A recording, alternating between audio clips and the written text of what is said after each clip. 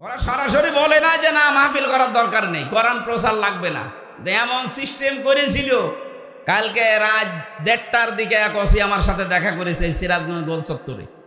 আমি জামালপুর শেষ করে কালকে দিনের বেলায় মনে হয় কোথায় গিয়েছিলাম, না বগুড়া শেষ করে আসছিলাম জামালপুরে সিরাজগঞ্জ গোল চত্বরে। উনি ওই সময় 23 সালের দিকে, 23 সালের শেষে 24 সালের প্রথমে উনি দায়িত্বে ছিল বগুড়ার গাবতলী থানায়।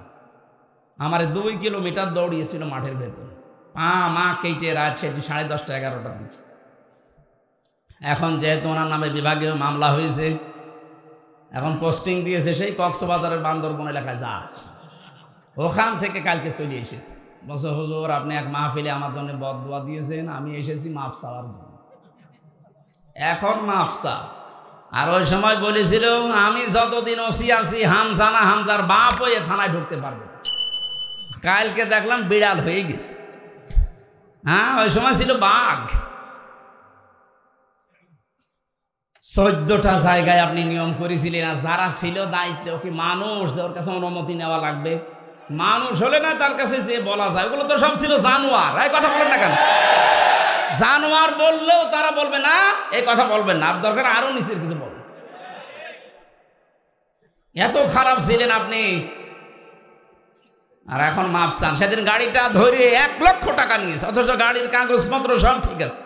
বলছে টাকা দিয়ে যান, গাড়ি নিয়ে যান। মনে হচ্ছে কি একটা ব্যবসা, টাকা আমার কাছে পায়, টাকাগুলো নিতেছে। আমার সাথে মাওলানা আব্দুল বারি ছিল, তার কাছ থেকে শুনলাম 1,13,000 টাকা নিয়েছে। এখন উনি কালকে দেখা হয়ে বলছে টাকা ফেরত দেন, মাফ চেয়ে নেন। আমি তো মাফ করে দিয়েছি, কিন্তু টাকাটা তো দেবেন। টাকা দিয়ে আপনি মাফ চেয়ে নেন। এখানে সূক্ষ্ম একটা কথা বলছি, বাংলাদেশে বহু মানুষ এই 15.5 বছরে যারা জুলুম, অত্যাচার, নির্যাতন, আয়নাঘর, গুম, খুন, মানুষের কাছে চাঁদাবাজি, মিথ্যা মামলা দিয়ে হয়রানি করে তার জীবনটা নষ্ট করা, এরকম অপরাধ যারা করেছেন, অনেকে মনে করছে আস্তাগফিরুল্লাহ পড়লেই মাফ হয়ে যাবে। না, আল্লাহ তাআলা বলেন হে নবী আপনার উপরে আমি যা দিয়েছি, আপনার পূর্বে যা দিয়েছিলাম, প্রত্যেকটার উপরে বিশ্বাস রাখা লাগবে। বিশেষ করে কিয়ামতে জবাব দেওয়া লাগবে, আখেরাতে পূর্ণ ইয়াকিন তাদের থাকা লাগবে। ঈমানের প্রতি, কোরআনের প্রতি বিশ্বাস রাখা, ঈমান রাখা, এটা কোরআনের হক। এটা কোরআনের কি বলেন? আল্লাযীনা আমানু ওয়া আমিলুস সালিহাতি ওয়া আমানু বিমা নুজিলা আলা মুহাম্মাদ ওয়া হুয়াল হাক্কু মির রাব্বিহিম। সূরা মুহাম্মাদের 2 নম্বর আয়াতে আল্লাহ এটা জানিয়েছেন যে মুহাম্মাদের উপরে যেটা নাজিল হয়েছে এটার উপরে বিশ্বাস করো, ঈমান আনো। 2 নম্বরে এটাকে আপনাকে পড়তে হবে। সূরা কিয়ামতের ভেতরে আল্লাহ বারবার পড়ার জন্য জানিয়েছেন। প্রথম আয়াত যেটা নাজিল করলেন ওইটাও পড়ার জন্য আহ্বান জানিয়েছেন, এই জন্যে পড়তে হবে, এটা হক তার। 3 নম্বরে শুধু পড়লে হবে না, এটা শুদ্ধ করে পড়া লাগবে। ওয়াইদা কুরিয়াল কুরআনু আরাতিলিল কুরআন তারতিলা। সূরা মুজাম্মিলের এই 4 নম্বর আয়াতে আল্লাহ জবাব দিয়েছেন পড়তে হলে শুদ্ধ করে পড়তে হবে। 4 নম্বর শর্ত হচ্ছে আপনাকে শুধু পড়লে হবে না, কোরআনে কারিমের এটা বোঝার জন্য চেষ্টা চালাতে হবে। সূরা নিসা 82 নম্বর আয়াত, আফালা ইয়াতাদাব্বারুনাল কুরআন ওয়ালাউ কানা মিন ইনদি গায়রিল্লাহি লাওয়াজাদু ফীহি ইখতিলাফান কাসীরা। কি হয়েছে তোমাদের? কোরআনে কারিম নিয়ে কেন চিন্তা ভাবনা করো? এটা নিয়ে গবেষণা করা লাগবে। কোরআনে আল্লাহ এমন কিছু দিয়ে রেখেছেন, যে কোনো শব্দ নিয়ে কেউ যদি চিন্তা করে ওকে আল্লাহ হেদায়েত দিয়ে দেবে, যদি ওর মন থাকে। কি থাকে বলেন তো? টনি বেলাওয়ারের শালিকা লরেন বুথ কোরআনে কারিম 3টা বছর স্টাডি করেছিল। আমাদের মতো আনকম জানাকুম পড়ে নাই, পড়ার মতো পড়েছিল। ওর চেষ্টা ছিল কোরআনে কারিম থেকে আমি কিছুটা নিতে চাই। 3 বছর পরে আল্লাহ তাকে হেদায়েত দিয়ে দিয়েছেন। তিনি বলেন আমি 53 জায়গায় লাল দাগ দিয়েছিলাম, যে এই জায়গায় ভুল পাওয়া গেছে। আশ্চর্যের বিষয়, যেখানে লাল দাগ মারি দেখি তার আগের আয়াতে বা পরের আয়াতে ওই জবাব আল্লাহ আগেই দিয়ে দিয়েছে। শেষে আমার জীবনের ভুলই ধরা পড়ে গেছে। 5 নম্বরে কোরআনে কারিমকে আপনার মানা লাগবে। সূরা বাকারার 38 নম্বর আয়াতে আল্লাহ দলিল দিয়েছেন, ফামান তাবিআ হুদায়া ফালা খাউফুন আলাইহিম ওয়ালা হুম ইয়াহজানুন। যেটা পাঠালাম এটাকে অনুসরণ করো, এটা মেনে নাও, দুনিয়ায় চিন্তা ভয় কিচ্ছু থাকবে না। 6 নম্বরের শর্ত হচ্ছে শুধু মানলে হবে না, এটা মানুষের কাছে পৌঁছিয়ে দেওয়ার ব্যবস্থা করা লাগবে। কিভাবে পৌঁছাবেন? আল্লাহ রাব্বুল আলামিন বলেন, ওয়ানসালনা ইলাইকাল যিকরা লিতুবাজ্জিনা লিন-নাসি মা নুযিলা ইলাইহিম ওয়া লাআল্লাহুম ইয়াতাফাক্কারুন। সূরা নাহলের 44 নম্বর আয়াতে আল্লাহ জানিয়েছেন, হে নবী, এ কোরআনে কারীম আমি আপনাকে দিলাম। এটা যখন আপনি পেয়েছেন, আপনার প্রথম দায়িত্ব হবে এটা মানুষের কাছে প্রচার করা। কিভাবে প্রচার করবেন? লিতুবাজ্জিনা লিন-নাস, স্পষ্ট দলিল আর প্রমাণগুলো তুলে ধরবেন মানুষের সামনে। এখানে লাম শব্দটা আরবি গ্রামার অনুযায়ী 19টা অর্থে ব্যবহার হয়। যারা আলেম আছে এখানে লামের 19টা অর্থের 13 নাম্বার অর্থে লেখা আছে লাম ব্যবহার করা হবে জীবিত মানুষদের জন্য। তাহলে তাফসীর করা লাগবে, ব্যাখ্যা করা লাগবে, কোরআন বিশ্লেষণ করা লাগবে জীবিত মানুষদের সামনে, না মরা? কিন্তু দুঃখজনক হলেও সত্য, এই 15.5 বছরে অবস্থা পুরা পাল্টিয়ে গিয়েছিল। কোরআন পড়তে দিত, কোরআন শোনাতে দিত, কিন্তু মরে গেলে, আপনার বাবা মরে গেছে, আপনি পড়েন, অসুবিধা নেই। কোরআনে কারীম জীবিত মানুষদের সামনে পড়া লাগবে, জীবিত মানুষকে শোনানো লাগবে। এই ব্যবস্থাগুলো করতে এই দেশে 14 জায়গায় পারমিশন নেওয়ার ব্যবস্থা করে রেখেছিল। এটা একটা ষড়যন্ত্র। এটা কি?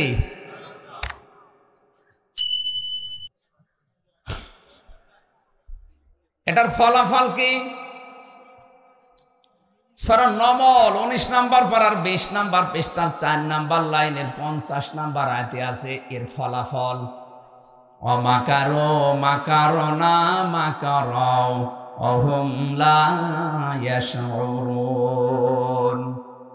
যদিও এটা লূত নবী আলাইহিস সালামের কাহিনীকে আল্লাহ আমাদের সামনে উপস্থাপন করেছেন, কিন্তু কিয়ামত পর্যন্ত এটা যারা কোরআন বিদ্বেষী, আল্লাহ রাসূল বিরোধী, তাদের জন্য প্রযোজ্য।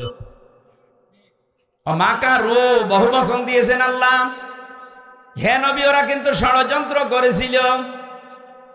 মাকারু মাকরা, ষড়যন্ত্র করার মতো এমন ষড়যন্ত্র তারা করেছিল যে পাহাড় পর্যন্ত তার জায়গা থেকে সরে যাবে এরকম। এ কথার অর্থ কি? তার মানে ওদের যে ষড়যন্ত্রগুলো ছিল, ওরা যদি সফল হতে পারত, পৃথিবীতে আল্লাহ রাসূলের অস্তিত্ব থাকার কথা ছিল না। এমন কায়দা কৌশল করেছিল। আল্লাহ পরের শব্দে বলেন, ওয়ামাকারনা, আমিও কৌশল করলাম। তাহলে ওদের ষড়যন্ত্র আর আল্লাহর কৌশল। বলেন বলেন। এটা ক্লাস চলছে, 1 ঘন্টা একেবারে ছাত্রের মতো জবাব দেবেন। তাহলে কাফেরদেরটা হয় ষড়যন্ত্র, দুর্বিসন্ধি, আর আল্লাহ পাক ওইটা যদি উল্টিয়ে তাদের অ্যান্টিভাইরাস হিসাবে দেন, ওইটা হবে ষড়যন্ত্র না। কারণ আল্লাহর সাথে শব্দটা মানায় না। আল্লাহর সাথে মানাবে এমন শব্দ যেটা দিলে তার সম্মান রক্ষা হয়। কৌশল। কি বললাম? ইন্নাহুম ইয়াকিদুনা কায়দা ওয়া আকিদু কায়দা। শব্দ দুইটাই কিন্তু কায়দা। অবশ্যই তারা কৌশল কবলরত, অবশ্যই তারা ষড়যন্ত্র করে। ওয়াকিদু কায়দা, আর আমিও কৌশল করি। শব্দ একই, স্থান কাল পাত্র তাদের অবস্থান বেঁধে ব্যবহার আপনাকে করা লাগবে। আল্লাহর জন্য যেটা মানানসই হয়, যেটা অ্যাপ্রোপ্রিয়েট হয়, যেটা বসালে আল্লাহর সম্মান মর্যাদা ঠিক রাখে, ওই জায়গায় ওই শব্দকে আপনার বসানো লাগবে। তাফসীর করার জন্য যে 13টা বিষয় সামনে রাখা লাগে, তার ভেতরে এইটাও একটা। আপনি আন্দাজে সব শব্দের একই অর্থ বলে দেবেন না, মাইক বদনাম হয়ে যাবে এমন ভাবে জীবনে আর কোনো জায়গায় দাওয়াত পাবেন না। আমার যদি কণ্ঠ ভেঙে যায় না, এই মাইকের নাম কি? একেবারে নাম ধরে বলে দেব, এ জেলায় আর কেউ নেবে না।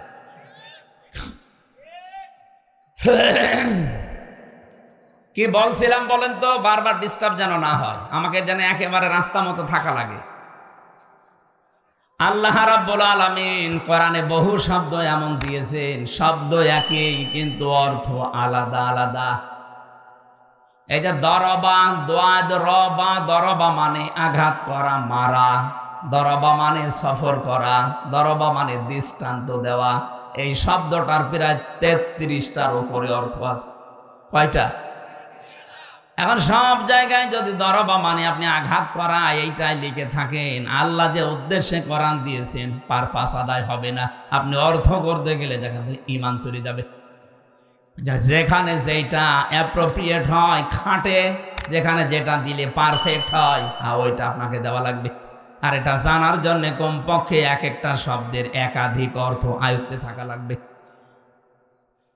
কোরআনে কারিমের সাথে আমাদের সম্পর্ক হয়তো ওইভাবে নেই, এই জন্য আমরা ও পর্যন্ত যেতে পারি না।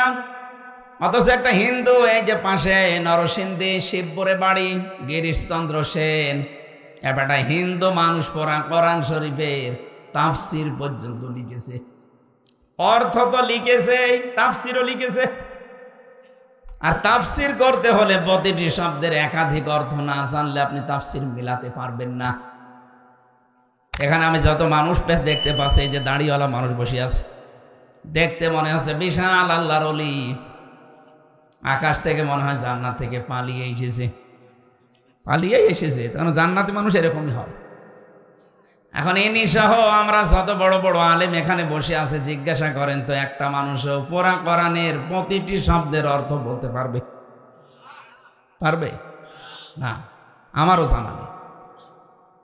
আমি পড়েছিলাম কিন্তু আমার এখন মনে নেই, এখন আবার স্টাডি করা লাগবে, দেখা লাগবে। আপনি একটু চিন্তা করেন তো, একটা হিন্দু মানুষ আমাদের ধর্মের লোক না,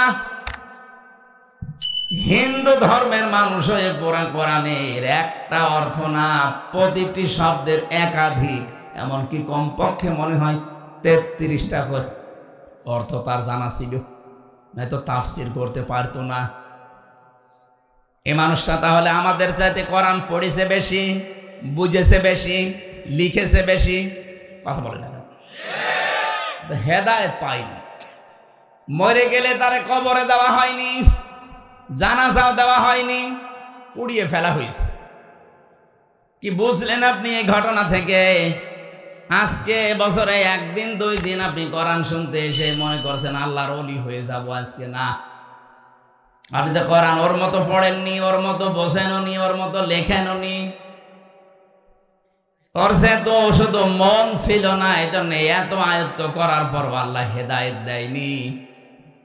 আমরা যদি 1 দিনের জন্য, 2 দিনের জন্য বছরে এখানে এসে আমার মন যদি না তৈরি হয়, কোরআন শরীফ গলিয়ে খাওয়িয়ে দিল, আপনি হেদায়েত পাবেন না। এই জন্য আপনার মন আগে তৈরি হওয়া লাগবে যে না, আজকে যা বলছে এটা আমার জন্যই বলছে। কারণ হামজা এসেছে ওর বাবার কথা বলার জন্য না। কথা বলে না কেন? এই বিশ্বাস অন্তত আপনার আছে যে ওর বাবার কথা বলার জন্য আসে নাই? আছে না? এই জন্য আমি দলিলগুলো দিয়ে দেই, যে বাড়িতে যে আপনি মিলিয়ে দেখবেন এইটাই লেখা আছে। আল্লাহ রাব্বুল আলামিনের ক্ষেত্রে এখানে শব্দটা ব্যবহার হচ্ছে মাকার না, জামা মুতাকাল্লিম। আল্লাহ বলেন ওরা কৌশল করেছিল আর আমি নিজে কৌশল করেছি। ওরা ষড়যন্ত্র করে, আমি কৌশল করেছি। অহুম লা ইয়াশউরুন, ওরা টেরও পায়নি। কি টের পায়নি? লূত আলাইহিস সালামের জামানায় আল্লাহ যে গজব দিয়েছিলেন, ডেড সি বানিয়ে দিয়েছিলেন পুরা জমিনটাকে। ওদের ওই যে এরিয়া যেখানে ওরা পুরুষে পুরুষে জেনা করত, যেটা বাংলাদেশে এখন অনেকে সাপোর্ট করছে। কথা বলছে না কেন? এই যে সমকামিতা যেটা, এইটাই এটা লূত নবী আলাইহিস সালামের জামানায় তাদের উম্মতের ভেতরে কিছু মানুষ এটা করত। আল্লাহ এত রাগ করেছিলেন, গজব দিয়েছিলেন, এমন গজব যে পুরা জমিনটা ওই সময় মৃত সাগর বানিয়ে দিয়েছেন। আল্লাহ রাব্বুল আলামিন বলেন ফানজুর কাইফা কানা আকিবাতু মাকরিহিম। নবী আপনি একটু নজর করে দেখবেন, এই যে ষড়যন্ত্র যারা করেছিল তাদের উপর আমার প্রতিশোধ আমি কি করে নিয়েছিলাম। তাদের পরিণাম কি হয়েছিল আপনি একটু দেখেন। জর্ডানে যান, এই সাগরটা এখনো আছে। আমরা যারা জর্ডানে গেছি দেখে এসেছি, ডেড সি, মৃত সাগর, কোন জিনিস ওখানে বাঁচে না, যা দেবেন সব ভেসে ওঠে। আল্লাহ রাব্বুল আলামিন কেন এই কাহিনী হাজার হাজার বছর আগেরটা আমাদের শোনালেন একটু খেয়াল করেন। আমার মনে হচ্ছে তাফসিরের সাথে আমার বাস্তব মিলে যায়, এই জন্য বলছি। আল্লাহ পাক বলেন, আন্না দাম্মারনাহুম ওয়া কওমাহুম আজমাইন। আন্না একালিফ টান আছে, অবশ্যই আমি, দাম্মারনাহুম ওয়া কওমাহুম আজমাইন, তাদের সকলের প্রতি প্রতিশোধ নিয়েছি, তাদের শিকড় পর্যন্ত আমি তুলে ফেলেছি। কিভাবে তুলেছি দেখান। ফাতিলকা বুয়ুতুহুম খাওয়াতাম বিমা যালামু। আপনি এই যে দেখেন এই ঘরগুলো পড়ে আছে, আল্লাহ যেন তার কুদরতি হাত দিয়ে এভাবে দেখাচ্ছেন। এই জন্য তিলকার আগে ফা দিয়েছেন। ফাতিলকা বাইতুন এক বচন, বুয়ুত বহু বচন, হোম জমির। আল্লাহ বলেন তাদের যত ঘর ছিল আপনি তাকান, এই ঘরগুলো সেই ঘর যেগুলো পড়ে আছে, খাওয়াতাম জনশূন্য হয়ে, ওজাড় গৃহ হয়ে গেছে, বিরামহীন, মানব শূন্য। বিমা যালামু, কারণ এই ঘরে বসে বসে তারা দুর্বিসন্ধি করত, জুলুম করত, টর্চার সেল বানিয়েছিল ঘরগুলোকে, আয়না ঘর বানিয়েছিল ঘরগুলোকে। এই সমস্ত অফিস, এই সমস্ত ঘরগুলো মানবতার বিরুদ্ধে অবস্থান নেওয়ার জন্য গোপন ষড়যন্ত্রের ঘর ছিল। আমি একটু তাকান ওই ঘরের দিকে, দেখেন খাওয়াতাম জনশূন্য করে দিয়েছি। এটা হাজার হাজার বছর আগের কথা, অথচ ১৫০০ বছর আগে আল্লাহ আয়াতটা নাজিল করে নবীজিকে শোনালেন। আর আমার মনে হচ্ছে ২০২৪-এর ৫ আগস্টের বিকাল বেলা আল্লাহ আয়াতটা নাজিল করেছে। আপনি একটু তাকান, যারা ষড়যন্ত্র করেছিল কোরআনে কারিমের বিরুদ্ধে বলেন, মানবতার বিরুদ্ধে বলেন, আল্লাহর আইনগুলো উল্টিয়ে পাল্টিয়ে মানুষের সামনে তারা উপস্থাপন করার চেষ্টা চালাচ্ছিল। এমনি এদেশে আল্লাহর কোরআনের নিয়ম নীতি চলে না, যে কয়টা ছিল ওই কয়টাও হাত দিয়েছিল তারা বিভিন্ন কায়দায়। পারিবারিক মুসলিম যে আইন আছে এইটার উপরও হাত দেওয়ার চেষ্টা চালিয়েছে। এক ছেলে যা পাবে ২ মেয়ে তাই পাবে, এইটা একটু ছিল হালকা, এইটাও পাল্টিয়ে ফেলার চেষ্টা করেছে। বাকি যতগুলো আছে আমি সবগুলো বললাম না, প্রায় সবই তারা পাল্টিয়েছে। কোরআনে নিয়ম দিয়েছিল, ওয়াস-সারিকু ওয়াস-সারিকাতু ফাকতাউ আইদিয়াহুমা জাযাআম বিমা কাসাবা নাকালাম মিনাল্লাহ।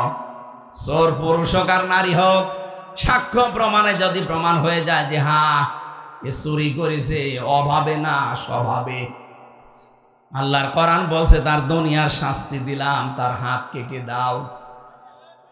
এই যে দরবেশ বাবা ৩৬,০০০ টাকা যে চুরি করলো, এটা কি অভাবে না স্বভাবে?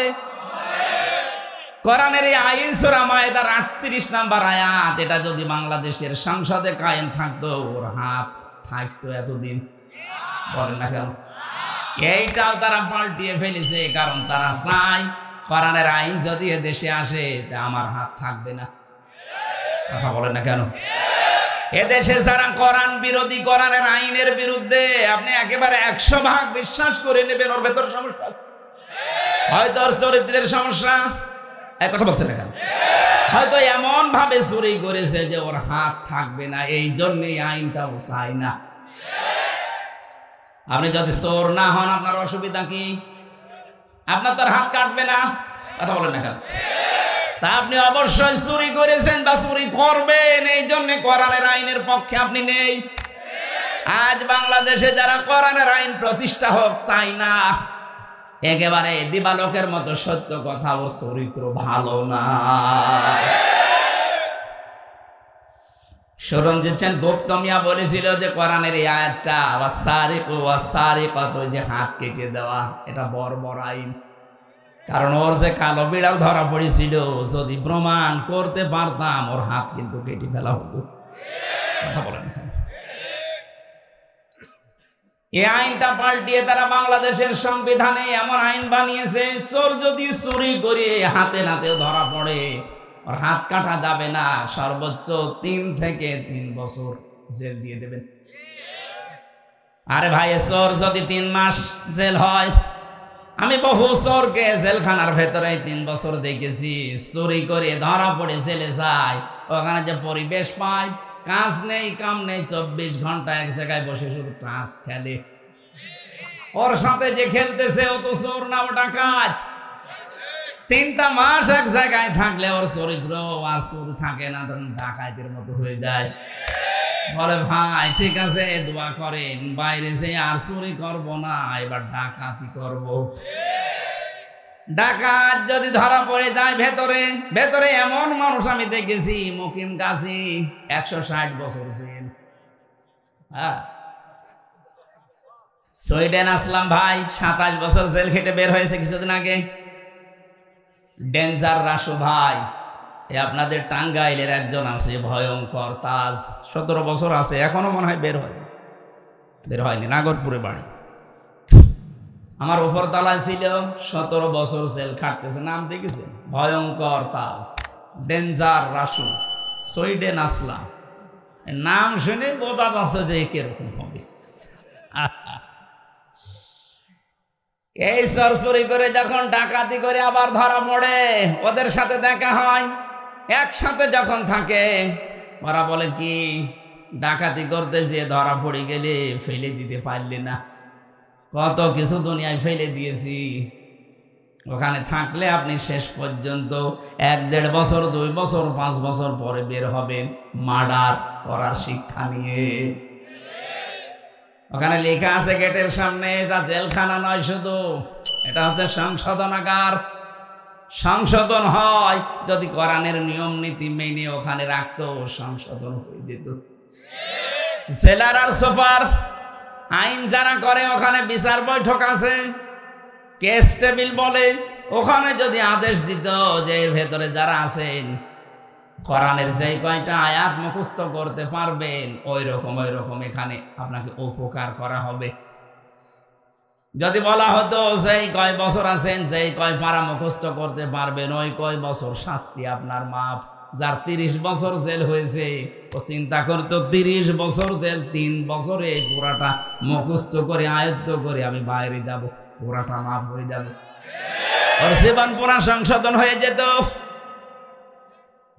আল্লাহর এই আইনে তারা হাত দিয়ে এমন আইন বানিয়েছে না, মানুষের চরিত্র সংশোধন হওয়া দূরের কথা, চোর গেলে ডাকাত হয়, ডাকাত গেলে খুনি হয়। কথা বলে না কেন? এগুলো দিয়ে হবে না। এই জন্য সংবিধান সংস্কারের আমরা চাই, এ মানুষের তৈরি করা সংবিধানে দেশে দরকার নেই। আল্লাহ যে সংবিধান পাঠিয়েছে, ওয়ানজালনা ইলাইকাল কিতাবা হুকমান আরবিয়্যা, হে নবী আমি আপনার প্রতি যে কিতাব নাজিল করেছি এটা কিন্তু সংবিধান। এটা কি সূরা রদের ভেতরে আছে, এটা আমি বানালাম। বলেন, আর সংবিধান সংস্কারের জন্য মানুষকে আহ্বান জানাচ্ছে প্রধান উপদেষ্টা। আমরা চাচ্ছি এ দেশের আলেমদেরকে নিয়ে যান। কোরআনে কারিমে 73টা ধারা আছে, সূরা ফুরকান। ফুরকান মানে সংবিধান। ফুরকান মানে কি? সত্য মিথ্যার পার্থক্যকারী সংবিধান এটা। এখানে 73টা 74টা ধারা দেওয়া আছে।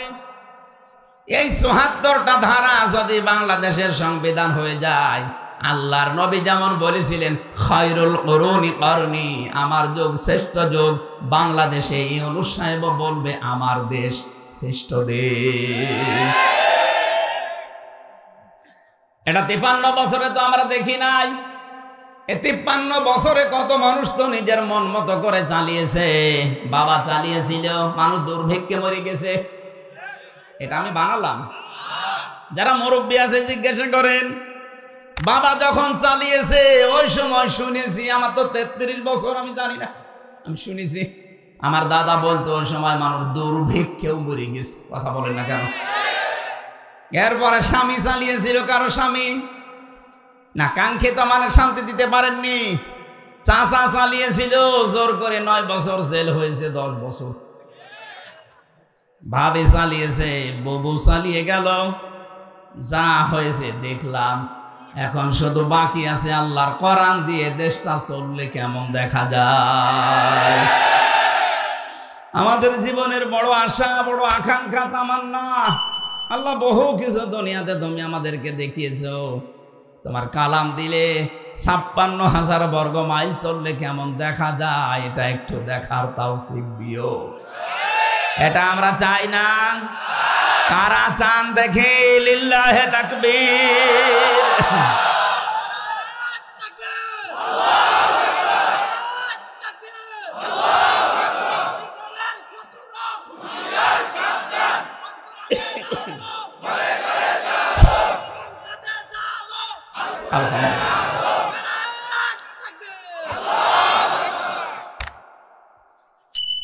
আল্লাহ রাব্বুল আলামিন লূত আলাইহিস সালামের জামানার কথা নবীজিকে মনে হচ্ছে আঙ্গুল দিয়ে দেখিয়ে দিচ্ছে। আপনি দেখেন, যারা আল্লাহর কোরআনের, যারা আল্লাহর আইনগুলো পাল্টিয়ে ফেলেছিল, আল্লাহর আইন ছিল নারী আর পুরুষে বিয়ে হবে, আর ওরা পুরা পাল্টিয়ে পুরুষে বিয়ে করেছে। কথা বলেন না কেন? আজ বাংলাদেশে আল্লাহর কোরআনের আইন আছে ৫০০। কয়শো? একটা আইন দেশে চলে না। যে কয়টা হালকা পাতলা চলতো সেগুলো পাল্টিয়ে ফেলার চেষ্টা অনেকে করছিল। আল্লাহ পাক আমার মনে হয় লূত আলাইহিস সালামের জামানার মতো নিয়ম নীতি দেখিয়েছেন। আমি আয়াতটা পড়ার পরে ২০২৪-এর ৫ আগস্ট মিলিয়েছি। ফাতিলকা বুয়ুতুহুম খাবিয়াতাম বিমা যালামু ইন্না ফি যালিকা লায়াতাল লিকাউমিন ইয়ালামুন। হে নবী, এই দেশে ঘরগুলো আপনি একটু দেখেন না কেন জনমানব শূন্য হয়ে আছে, জনশূন্য হয়ে গেছে।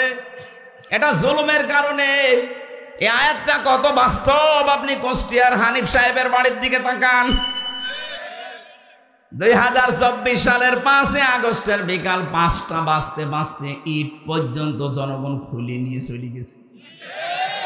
অথচ ওখানে বসে আলেমদের বিরুদ্ধে ষড়যন্ত্র করতো। কথা বলেন না কেন? টর্চার সেল বানিয়েছিল, ওর বিরুদ্ধে কথা বললেই তারে ধরে নিয়ে রাতের বেলা পিটাতো মাটির নিচে। আমি নিজে ওই ঘর তার পরের দিন ৬ তারিখে দেখতে গিয়েছিলাম। যে দেখি আমার মনে হচ্ছে একদিনে আল্লাহ লূত নবীর জামানার মতো বানিয়ে ফেলেছে। খাবিয়াতান শব্দটা ওখানে দেখেছি। ওখানে কিছু কিছু মানুষ যারা দেখতে যায় বলছে, হুজুর এই ঘরটাকে আমাদের মনে হয় এখন জাতীয় টয়লেট বানালে ভালো হয়। কেন বলছে? কেন? আল্লাহ যে বলেছিল খাবিয়াতাম বিমা যালামু, তাদের জুলুমের কারণে আমি আল্লাহ জনশূন্য করে দেব। পায়খানায় মানুষ থাকে গিয়ে? বলেন। এই জন্য মানুষের মুখ দিয়ে এখন এটা বের হচ্ছে। শুধু এইটাই না, সারা বাংলাদেশের ৬৩০টা থানা আছে। এই ৬৩০টা থানায় যারা জালেম ছিল তাদের বাড়ি ঘর আমার মনে হয় আল্লাহ পাক তার বান্দা বান্দীদের হাতে সব উজাড় করে দিয়েছে। এখান থেকে যদি আগামী যারা চেয়ারে বসবে এরা যদি শিক্ষা না নেয়, ৫ বছরের ব্যবধানে তাদেরও বাড়ি উজাড় গৃহ হবে। আমি এইটা বলার জন্য এই পর্যন্ত আসি। এরপরও যদি কেউ না বোঝেন এইদিকে আসেন, কানে মুখে বলছি। আশা করছি আপনি বুঝেছেন। এটা দিয়ে শিক্ষা দিলাম আগামীতে কেউ যেন স্বৈরাচার না হয়, আগামীতে কেউ যেন ফ্যাসিস্ট না হয়, আগামীতে কেউ যেন এরকম জনগণের উপরে জুলুম অত্যাচার নির্যাতন না করে, কেউ যেন এই পৃথিবীতে আর আয়না ঘর না বানায়। কথা বলেন। আপনি শুধু নাম শুনছেন, আমি 10টা দিন ছিলাম। কি অবস্থা, মানুষ কত কষ্টে ওখানে আছে। এত বড় বড় নখ হয়ে গেছে মানুষের, চুল দাড়ি গোপ মনে হচ্ছে জঙ্গল থেকে বেরিয়ে আসতেছে। জঙ্গলি মানুষের এত বড় বড় দাড়ি গোপ চুল হয় না, এত বড় নখ হয় না। কেউ আছে 8 বছর 10 বছর 14 বছরের মানুষও আছে। আমরা যেখানে ছিলাম ওই জায়গায় আমি পেয়েছি 2 বছর 7 বছর পর্যন্ত পড়ে আছে, কেউ জানে না। ওটা তো তাও একেবারে ঢাকার মেন জায়গায়। আর আর্মিরা যেটা চালাতে হয়েছে, কামরুল কি আহসান নাকি নাম জানো, জিয়াউল আহসান, এরা যেটার দায়িত্বে ছিল ওটা তো আরো ভয়ঙ্কর। এত বড় বড় আঙ্গুল দিয়ে কেউ খসিয়ে খসিয়ে দেওয়ালের সাথে লিখেছে যে ভাই যদি বাইরে যেতে পারেন এই নাম্বারে একটু জানাবেন যে আমি বেঁচে আছি।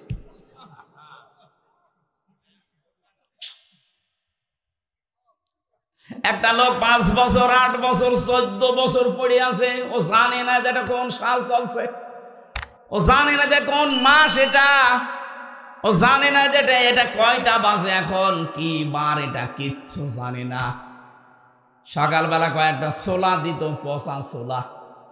দুপুর বেলা খাবার আমারে যা দিয়েছে মনে হচ্ছে কেউ মাখিয়ে দিয়েছে, পারলে খান, না পারলে ফেলে দেন। ফেলে দেবেন কোথায়? 8 দিন 10 দিন 15 দিন এক জায়গায় খাবার হয়ে গেল, ওটা আবার গন্ধ বের হয়। বলেন তো এদিকে 3.5 হাত, এদিকে 1.5 হাত, এটা কবরের মতো জায়গায় 24 ঘন্টা তালাবদ্ধ।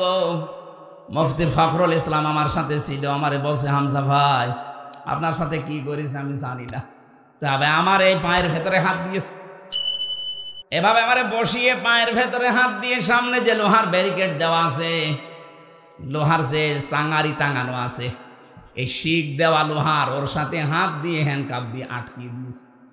আরে ভাই 2 দিন 5 দিন না, বছরের পর বছর 1.5 থেকে 2 মিনিট সময় দিত টয়লেট করার। নামাজ আপনি ইশারায় পড়েন, ওযু থাক আর না থাক, 1.5 মিনিটের ভেতরে টয়লেট করবেন, কখন কখন পানি খরচ করবেন, কখন আপনি ওযু করবেন, কিসের গোসল। আমি 10 দিনই আমার জীবনটা অতিষ্ঠ হয়ে গিয়েছিল, বাকি 3 বছর চাইছিলাম ফাঁসির কন্ডেম ছেলে, তাও তো মানুষ পেয়েছি। আর ওখানে কি অবস্থা, এক একটা ঘর সব আলাদা আলাদা। এত ভয়ঙ্কর জায়গায় যারা দায়িত্ব পালন করত, মাঝে মাঝে ভাবতাম আল্লাহ এরা বাড়ি যে সংসার করে কি করে।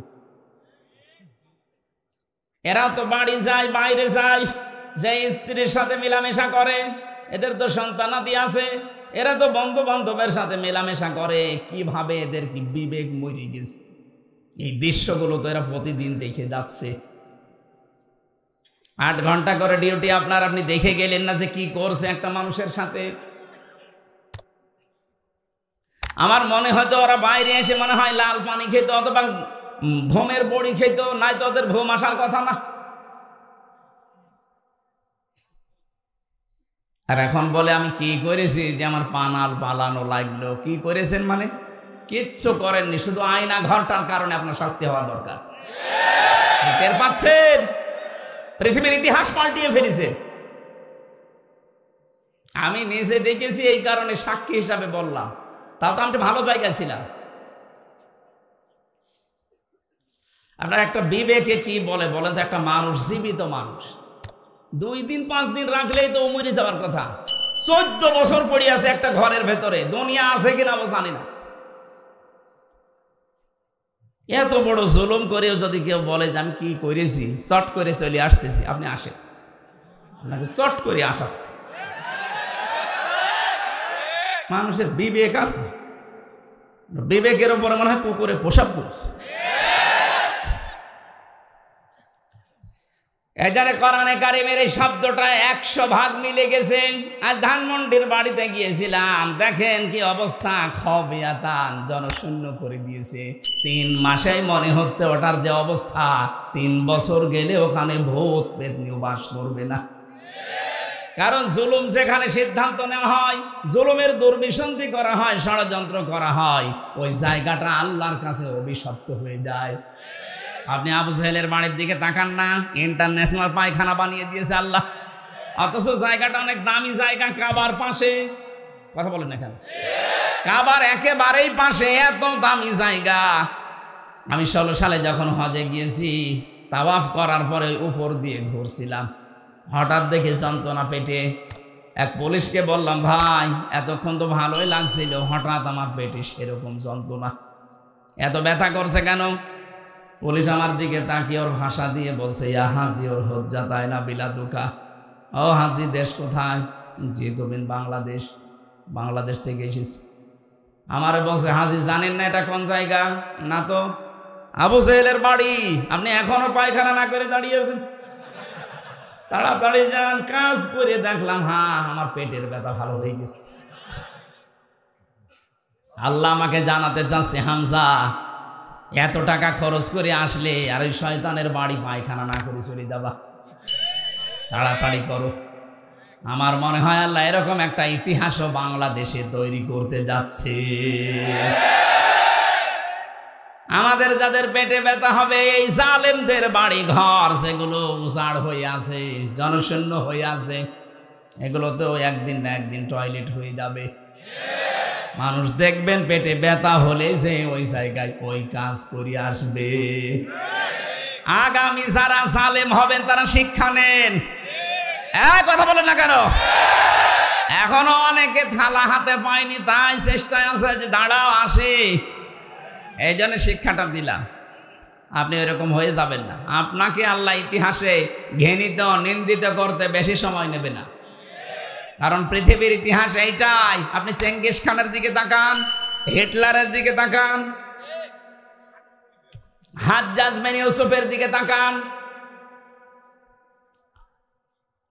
মুয়াবিয়া রাদিয়াল্লাহু তাআলা আনহুর সন্তান ইয়াজিদের দিকে তাকান। নামগুলো কেমন সুন্দর সুন্দর নাম। হিটলার, কি নাম কিন্তু খারাপ না, হিটলার।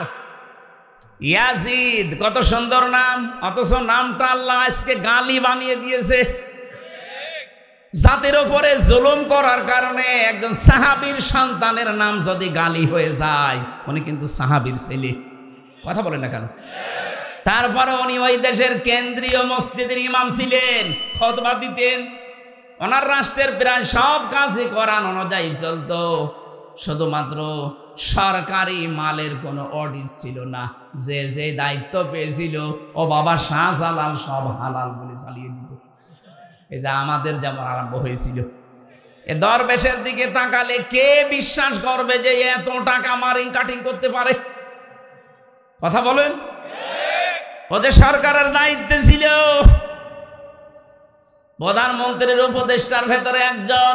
আপনি চিন্তা করতে পারেন এত বড় বড় দাড়ি, ওর মনে হয় যত জায়গায় যত চুল আছে সব সাদা। কথা বলছেন, মাথা থেকে শুরু করে পা পর্যন্ত প্রায় সবই সাদা। যেগুলো সাদা নেই সেগুলো সাদা পোশাক পরতো। এত সাদা ধবধবে মানুষ, অথচ এখন বের হচ্ছে সে নাকি অন্যের বউ নিয়ে আল্লাহর রাস্তায় চলে গেছে।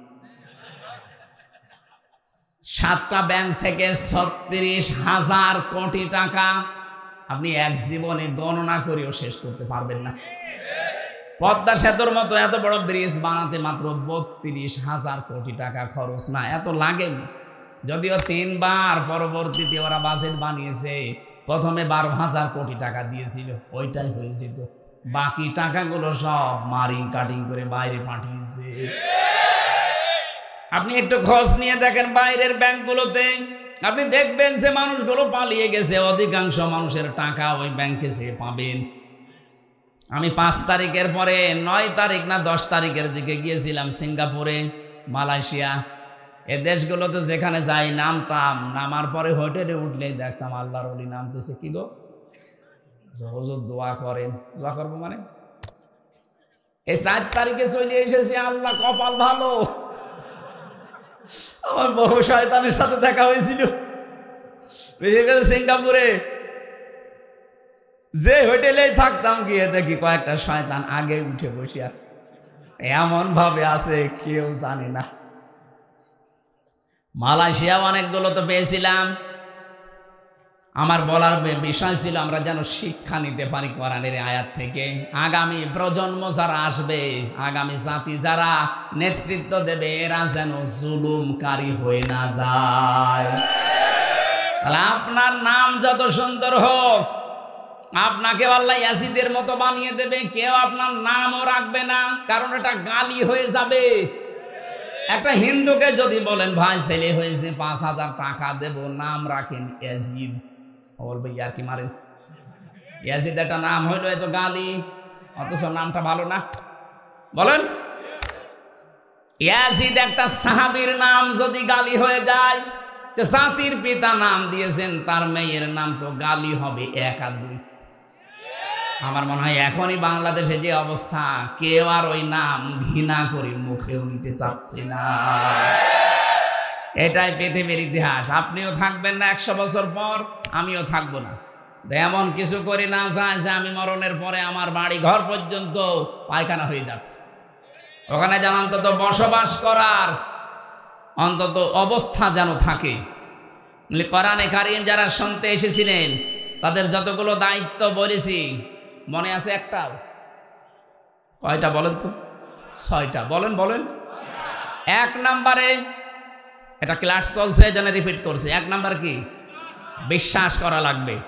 তাহলে এখন থেকে আমি কোরআন দিয়ে যা বলবো সবগুলোর ওপর আপনার ঈমান, আপনার বিশ্বাস নিয়ে আসা লাগবে।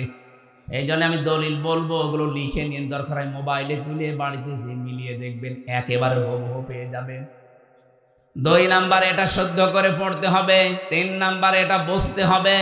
4 নাম্বারে এটাকে আপনাকে মানা লাগবে জীবনে। 5 নাম্বারে এটাকে কায়েম করে দেখাতে হবে আল্লাহকে যে হ্যাঁ আমি আছি।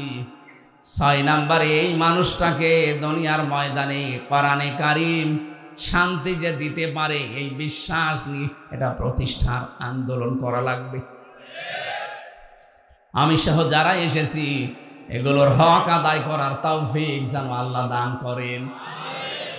আর যারা বলতে আসবে তাদের দায়িত্ব হচ্ছে ওয়ানজালনা ইলাইকাল যিকরা লিতুবাইয়িনা লিন-নাস।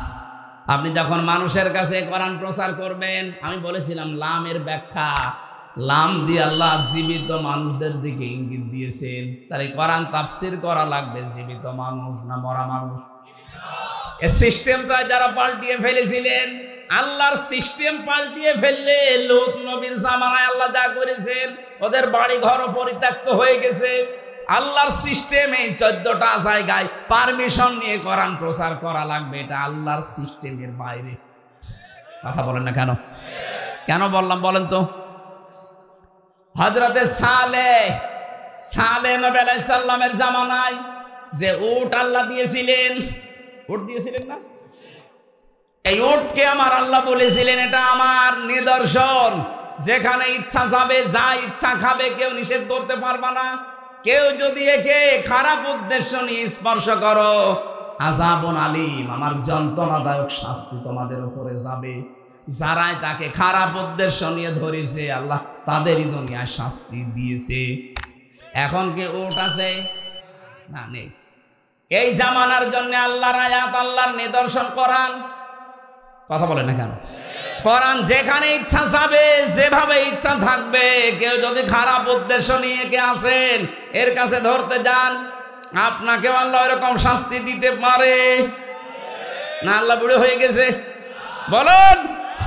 এই বিশ্বাস নিয়ে দুনিয়ার জীবন চালাবে। সুতরাং আগামীতে কিয়ামত পর্যন্ত এদেশে কোরআন প্রচারে যেন আর অনুমতি নেওয়া না লাগে। গোয়েন্দা বিভাগের একজন প্রধান আমাকে জানিয়েছে সেদিন, হুজুর 64 জেলার 630টা থানা আছে, 56,000 মাইলে, যেখানে ইচ্ছা কোরআনের কথা বলবেন। যেই ফোর্সে বলা দরকার আল্লাহ জানিয়েছে ওই ফোর্সে বলবে, কোনো বাধা নেই। কেউ যদি অনুমতি নেওয়ার কথা বলে আমার একটু জানাবেন, ও ঠ্যাং ভেঙে ফেলবে।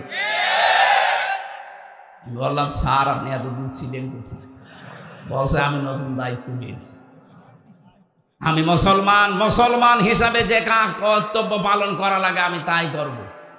আল্লাহ যে ফোর্সে জানিয়েছে আমি ওই ফোর্সকে আমি ব্যারিকেড দেবো? মানে আমার যদি ইচ্ছা না হয় আমি চুপ করে থাকবো যে না আমার এটা পছন্দ হচ্ছে, আমি অন্যের বাধা হয়ে দাঁড়াবো কোন কারণে? আল্লাহ বলেন লিতুবাইয়িনা লিন-নাস, আপনি স্পষ্ট দলিল আর প্রমাণ দিয়ে তাফসীর করবেন জীবিত মানুষদের সামনে, অথচ পুরা সিস্টেমই ওরা পাল্টিয়ে দিয়েছিল। কত জায়গায় অনুমতি লাগতো? 14 জায়গায়। ওরা সরাসরি বলে না যে না মাহফিল করার দরকার নেই, কোরআন প্রচার লাগবে না। এমন সিস্টেম করেছিল। কালকে রাত 1:30টার দিকে এক ওসি আমার সাথে দেখা করেছে সিরাজগঞ্জ গোল চত্বরে। আমি জামালপুর শেষ করে কালকে দিনের বেলায় মনে হয় কোথায় গিয়েছিলাম, না বগুড়া শেষ করে আসছিলাম জামালপুরে সিরাজগঞ্জ গোল চত্বরে। উনি ওই সময় 23 সালের দিকে, 23 সালের শেষে 24 সালের প্রথমে উনি দায়িত্বে ছিল বগুড়ার গাবতলী থানায়। আমার 2 কিলোমিটার দৌড়িয়েছিল মাঠের ভেতর, মা কেটে রাত সেটি 10:30 11টার দিকে। এখন যেহেতু ওনার নামে বিভাগীয় মামলা হয়েছে, এখন পোস্টিং দিয়েছে সেই কক্সবাজারের বান্দরবন এলাকায়, যা ওখান থেকে কালকে চলে এসেছে। বলছে হুজুর আপনি এক মাহফিলে আমার জন্য বদদুয়া দিয়েছেন, আমি এসেছি মাফ চাওয়ার জন্য। এখন মাফ চা। আর ওই সময় বলেছিল আমি যতদিন ওসি আছি হামজার বাপ হয়ে থানায় ঢুকতে পারবে। কালকে দেখলাম বিড়াল হয়ে গেছে। হ্যাঁ, ওই সময় ছিল বাঘ। 14টা জায়গায় আপনি নিয়ম করেছিলেন, আর যারা ছিল দায়িত্ব কি মানুষ, ওর কাছে অনুমতি নেওয়া লাগবে। মানুষ হলে না তার কাছে যে বলা যায়, ওগুলো তো সব ছিল জানোয়ার। এই কথা বলেন না কেন? জানোয়ার বললেও তারা বলবে না, এই কথা বলবেন না, দরকার আরো নিচের কিছু বলবেন। এত খারাপ ছিলেন আপনি। আর এখন মাপ চান। সেদিন গাড়িটা ধরে 1 লক্ষ টাকা নিয়েছে, অথচ গাড়ির কাগজপত্র সব ঠিক আছে। বলছে টাকা দিয়ে যান, গাড়ি নিয়ে যান। মনে হচ্ছে কি একটা ব্যবসা, টাকা আমার কাছে পায়, টাকাগুলো নিতেছে। আমার সাথে মাওলানা আব্দুল বারী ছিল, তার কাছ থেকে শুনলাম 1,13,000 টাকা নিয়েছে। এখন উনি কালকে দেখা হয়ে বলছে টাকা ফেরত দেন, মাফ চেয়ে নেন। আমি তো আমি মাফ করে দিয়েছি, কিন্তু টাকাটা তো দেবেন। টাকা দিয়ে আপনি মাফ চেয়ে নেন। এখানে সূক্ষ্ম একটা কথা বলছি, বাংলাদেশে বহু মানুষ এই 15.5 বছরে যারা জুলুম, অত্যাচার, নির্যাতন, আয়নাঘর, গুম, খুন, মানুষের কাছে চাঁদাবাজি, মিথ্যা মামলা দিয়ে হয়রানি করে তার জীবনটা নষ্ট করা, এরকম অপরাধ যারা করেছেন, অনেকে মনে করছে আস্তাগফিরুল্লাহ পড়লেই মাফ হয়ে যাবে। না, আপনি অপরাধ করেছেন, যার কাছে স্বীকার করবেন তার কাছে। আর স্বীকার করার নিয়ম হচ্ছে তার কাছে যাওয়ার পরে যদি বলেন ভাই 15.5 বছর আপনাকে ব্যবসা করতে দেয়নি, আমি চাঁদাবাজি করেছিলাম আপনার কাছে, আমি প্রভাব খাটিয়েছিলাম, মিথ্যা মামলা দিয়েছিলাম, মিথ্যা সাক্ষী দিয়েছিলাম, এরকম বহু কিছু আমার দ্বারা হয়েছে, আপনি আমারে মাফ করে দিন। উনি যদি বলে মাফ করতে পারি, এই 15.5 বছরে আমার যে ক্ষতি হয়েছে ক্ষতিপূরণ দিন। আপনাকে ওই ক্ষতিপূরণ দেওয়া লাগবে। আমারটা যেমন 3 বছরে প্রায় 30 লাখের উপরে টাকা আমার বাবার কাছ থেকে নিয়েছি। আমার কাছে যদি মাপ পেতে চায়, আমার মামলার আয়ু থেকে শুরু করে যারা একেবারে টপ টু বটন জড়িত, প্রত্যেককে আমি বলবো 3 বছর ফাঁসির কন্ডেম সেলে থাকবেন, আর 30 লাখ করে টাকা আমার বাবাকে দেবেন, ক্ষতিপূরণ দেবেন। এরপরে বলবেন যে হুজুর মাফ করে দিন। কালকে যেমন ওসি বলছিল মাফ করে দিন, মাফ করে দিয়েছি, কিন্তু টাকা দিন। এক কথা বলছেন এখানে। এই তাওবা যদি বাংলাদেশে চালু হয়ে যায়, আমরা বহু মুসলিম মানুষ অন্তত একটু মাজা খাড়া করে দাঁড়াতে পারবো। আর সামনে যারা চেয়ারে বসবে ওরা বলবে না দরকার নেই, ওই একতলা আছে একতলায় থাকা, দোতলা করতে যেহেতু আরেকজন একটা মারিং কাটিং করা লাগবে। এক কথা বলেন না কেন?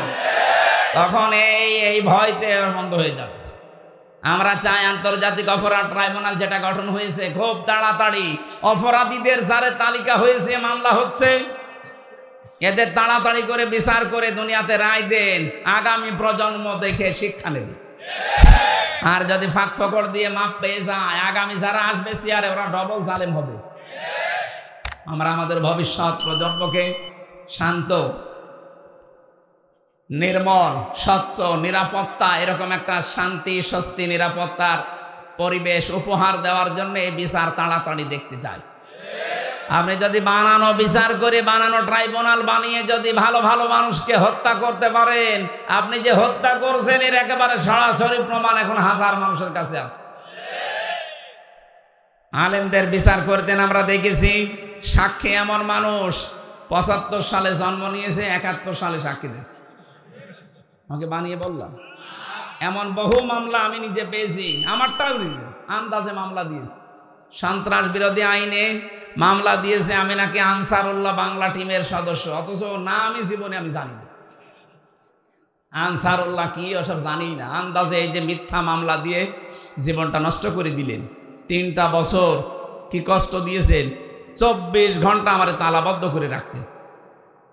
যাই করেছেন আমি মাফ করে দেব, কিন্তু আমার মতো এরকম কিছু আপনাকে পাওয়া লাগবে। এক কথা বলেন না কেন? আপনারা বিচার করেছিলেন সাক্ষী বানিয়ে বানিয়ে নিয়ে, কারণ আমার নিজেকে নিয়ে বলছে 50টা মামলা দেব যদি 10 লাখ টাকা না দেন। মামলা কি আপনার কাছে আছে? না, আমরা বানাবো। কি দেশে বাস করতাম দেখেছি, মনে হচ্ছে ওরা টাকা কামাই করা মেশিন ধরিস। শুধু আমি একা, এরকম বহু মানুষ দেখেছিল না? যাদের এরকম করেছেন তাদের কাছে মাপ চান। তারা যদি বলে ক্ষতিপূরণ দেওয়া লাগবে, ক্ষতিপূরণ দেন। যার যা ক্ষতি করেছেন আপনি তো জানেন, ক্ষতিপূরণ দেন। এরপরে বলেন আস্তাগফিরুল্লাহ। এক ওসি পেয়েছিলাম জেলখানায়, আমার কাছে এসে বলছে, হুজুর আমার এই তাওবাটা একটু দেখেন তো কিভাবে। বলছে আমি যখন ওসি ছিলাম ওই সময় আমার লোকজন নিয়ে রাত 12টার পরে ভোট কাটা আরম্ভ করলাম। ফজর পর্যন্ত এই কাজ করার পর বাক্সগুলো সব জমা দিয়ে দিলাম। পরে ফজরের আজান দিলে গোসল করলাম, ওযু করার পর 2 রাকাত নামাজ পড়ে বললাম আস্তাগফিরুল্লাহ। হুজুর আমার এই তাওবা হয়েছে, এই তাওবা হয়েছে। আমি বললাম না, তাওবা হয়নি, এটা ইয়ার কি হয়েছে। আপনি কি আল্লাহর কাছে অপরাধ করেছেন যে আস্তাগফিরুল্লাহ পড়ছেন? আপনি তো অপরাধ করেছেন হামজার কাছে। আমার মতো 3.5 লাখ 4 লাখ হামজা লাগে একটা এমপি বানাতে, এক কথা বলে না কেন? আর আপনি সব রায় বাদ দিয়ে নিজে নিজে রায় দিয়ে আপনি এমপি বানিয়ে দিলেন। দিনের ভোট রাতে করে ফেললেন, এক কথা বলে না কেন? আপনার মাফ হবে এই 3.5 থেকে 4 লাখ হামজার কাছে যে বলা লাগবে। কিন্তু ভয়ঙ্কর বিষয়, আপনি যাদের কাছে বলবেন, আপনি তো জেলে পড়ে আছেন কয় বছর, 1 বছরে অনেক হামজা দুনিয়া থেকে বিদায় দিয়েছে। তাদের কাছে আপনি মাফ চাবেন কি করে? তার মানে আপনার মাফ নেই। এরকম যে বহু মানুষের মাফ হবে না এদেশে নেই। আগামীতে যারা আসবেন তারাও চিন্তা ভাবনা করবেন, কারণ বহু মানুষ কিন্তু প্রতিদিন মারা যাচ্ছে। আপনি কিন্তু মাফ চাইতে পারবেন না। এই জন্য সুষ্ঠুভাবে এদেশে আবার মানুষের হাতে আসুক, আবার যেন অবৈধ কোনো কায়দায় কেউ না বসে পড়ে। এক কথা বলেন না কেন? ফাঁক ফকর দিয়ে চলে যাবেন না। চিন্তা ভাবনা করে যেগুলো আছে 15.5 বছরের জঞ্জাল, এগুলো সব দূর করে ওই জায়গায় ভালো ভালো মানুষকে দেন। এই জন্য একটা শান্ত নির্মল একটা সুস্থ পরিবেশ দরকার। যারা দায়িত্বে আছেন সম্মানজনক একটা সময় নিয়ে সংস্কার করে খুব তাড়াতাড়ি নির্বাচনের মাধ্যমে নির্বাচিত প্রতিনিধির হাতে দেশটা তুলে দিন। নাই তো এই যে ষড়যন্ত্র বাইরে চলছে এখন, ওরা 2 বোন মিলে পালিয়েছে, ওনারা এখন এই সুর বানাচ্ছে মানুষের কাছে, বিশ্বের মোড়লদের কাছে শোনাচ্ছে যে আমরা নির্বাচিত ছিলাম, আমাদেরকে উৎখাত করা হয়েছে। এত বড় ডাহা মিথ্যা কথা একটা হাসি মানুষ বলতে পারবেন? সে 5 হোক আর যাই হোক, হ্যাঁ হস তো করিস। এত বড় ডাহা মিথ্যা কথা আপনি বলেন কি করি? একটা ঘোড়াকে যদি জিজ্ঞাসা করেন, ঘোড়া পর্যন্ত হাসবে, বলে এই 15.5 বছরে নির্বাচন হয়েছে। কিসের নির্বাচন? কথা বলেন না কেন? হয়নি, আর আপনি এখন মিথ্যা ছড়াচ্ছেন যে আমি নির্বাচিত ছিলাম। আশা করছে আগামীতে একটা হাসি মানুষ হয়ে এত বড় মিথ্যা কথা আর বলবেন না। আর এই ষড়যন্ত্র থেকে বাঁচতে হলে ডক্টর মোহাম্মদ ইউনূস আপনি খুব তাড়াতাড়ি সম্মানজনক সময় নিয়ে যত জায়গা আছে তাড়াতাড়ি পাল্টান। 1628টা চেয়ার ছিল এই দেশে, প্রত্যেকটা ছিল জালেম, প্রত্যেকটা পাল্টান। এক কথা বলেন না কেন? প্রত্যেকটা চেয়ার পাল্টিয়ে নতুন মানুষ এখানে বৈষম্যের শিকার হয়ে যারা ছিল তাদেরকে নিয়ে আসেন। এই যে নাটোরের এসপি সাহেবকে দিয়েছে, 15.5 বছরের লোকটা বৈষম্যের শিকার হয়েছিল, আজকে দায়িত্ব পেয়েছে। এরকম মানুষকে আপনি নিয়ে এসে এতদিন যারা জুলমের শিকার ছিল, বৈষম্যের শিকার ছিল, তাদেরকে নিয়ে এসে তাদের জায়গা মতো বসান। দেখবেন এই জায়গাগুলো যদি 1628টা চেয়ার হযরত ওমরের মতো মন মানসিকতা সম্পন্ন মানুষ বসতে পারে, এই দেশ একটা মিনি জান্নাত হয়ে যাবে। হ্যাঁ, কথা বলেন না কেন? আমরা এইটাই তো চাচ্ছি। নাকি নাকি যারা আছে এরা এখন তড়িঘড়ি করে নির্বাচন দিয়ে দিক, আবার দিনের ভোট রাতে হয়ে যাক? না, কখনো এটা হতে দেওয়া যাবে না। আল্লাহ আমাদেরকে বুঝদান করুন। সুতরাং আমরা জীবিত মানুষদের সামনে এখন কোরআন প্রচার করতে চাই, যেন কোনো বাধা আর কিয়ামতের আগে দেশে না আসে। আমার তো দায়িত্ব এখন স্পষ্টভাবে বলা, আর আপনার দায়িত্ব কি? বলা আল্লাহুম ইয়াতাফাক্কারুন। এই কথাগুলো শোনার পরে বাড়ি যেয়ে চিন্তা ভাবনা করবেন। আজকের আমার আলোচনার বিষয় এই যে দিন শব্দটা নিয়ে ভ্রান্ত ধারণা আছে বাংলাদেশে, ভারত আর পাকিস্তান। আমি বিশ্বের যে কয়টা দেশই ঘুরেছি, অন্যান্য দেশের দিন নিয়ে এমন ঝামেলা পাইনি। অথচ এই 3টা দেশে যত রকমের ভেজাল, ঝামেলা, সমস্যা এই দিন শব্দ নিয়ে। এটা যদি আমাদের কাছে ক্লিয়ার হয়, পরিষ্কার হয়, এদেশে দিন কায়েম করার পথ আরো সুগম হবে। এই জন্য এই বিষয়টা বেছে নিলাম। সূরা আলে ইমরান 83 নম্বর আয়াত, খুব ভালো করে শুনবেন, নাকি বাড়ি চলে যাবো? শুনবেন তো, এখন শুনবেন তো, জবান খুলে কোরআনের সোনালী আয়াত পড়েন। আউযু বিল্লাহি মিনাশ বিসমিল্লাহির রহমানির রহিম।